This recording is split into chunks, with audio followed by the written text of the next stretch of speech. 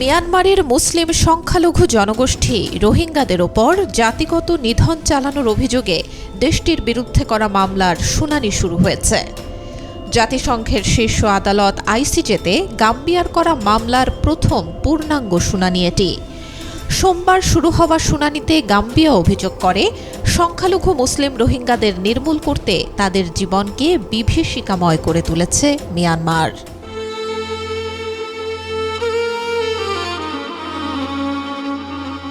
শুনানিতে গাম্বিয়ার আইন ও বিচার মন্ত্রী দাউদা জালো বলেন, রোহিঙ্গারা সহজ সরল মানুষ, তারা শান্তি ও মর্যাদাপূর্ণ জীবনের স্বপ্ন দেখতেন। ধ্বংস করার জন্য তাদেরকেই টার্গেট করেছে মিয়ানমার।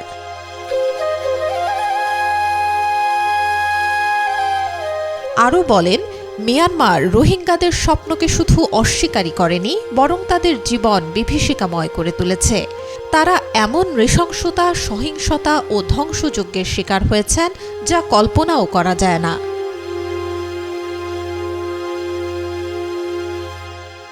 শুনানি চলবে 29 জানুয়ারি পর্যন্ত। এতে প্রথমবারের মতো রোহিঙ্গা ভুক্তভোগীদের কথা শোনা হবে। তবে সংবেদনশীলতা ও গোপনীয়তা রক্ষা করার জন্য সেখানে সাধারণ মানুষ ও সাংবাদিকরা উপস্থিত থাকতে পারবেন না।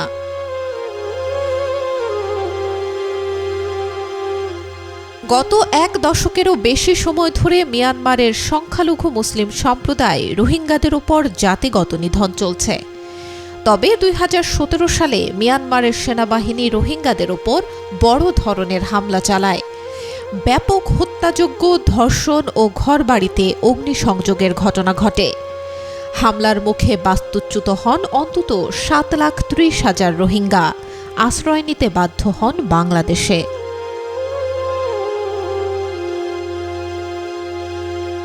এই বর্বরতার বিরুদ্ধে পশ্চিম আফ্রিকার দেশ গাম্বিয়া 2019 সালে আন্তর্জাতিক বিচার আদালতে প্রথম মামলা করে। প্রাথমিক শুনানিতে সব অভিযোগ অস্বীকার করে মিয়ানমার। দেশটির তৎকালীন প্রধানমন্ত্রী অং সান সুচি জাতিগত নিধনের এই অভিযোগকে অসম্পূর্ণ ও বিভ্রান্তিকর বলে প্রত্যাখ্যান করে দেন।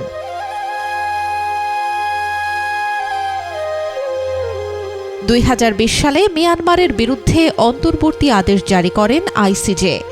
2022 সালে আদালতটি মিয়ানমারের প্রাথমিক আপত্তিও খারিজ করে দেন।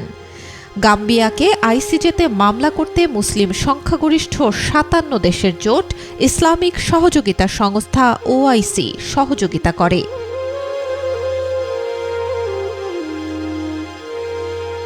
সোমবার থেকে শুরু হওয়া শুনানিটি রোহিঙ্গা জনগোষ্ঠী নিধনের বিরুদ্ধে করা প্রথম মামলা হিসেবে প্রথম পূর্ণাঙ্গ শুনানি। তাই এই মামলার রায়ের প্রভাব শুধু মিয়ানমারেই পড়বে না, বরং অন্যান্য দেশের ওপরও পড়তে পারে। বিশেষ করে গাজা যুদ্ধকে কেন্দ্র করে ইসরায়েলের বিরুদ্ধে জাতিগত নিধনের যে মামলা করেছে দক্ষিণ আফ্রিকা, সেই মামলার ক্ষেত্রে এর প্রভাব পড়তে পারে বলে ধারণা করা হচ্ছে। Desk report, B News 24।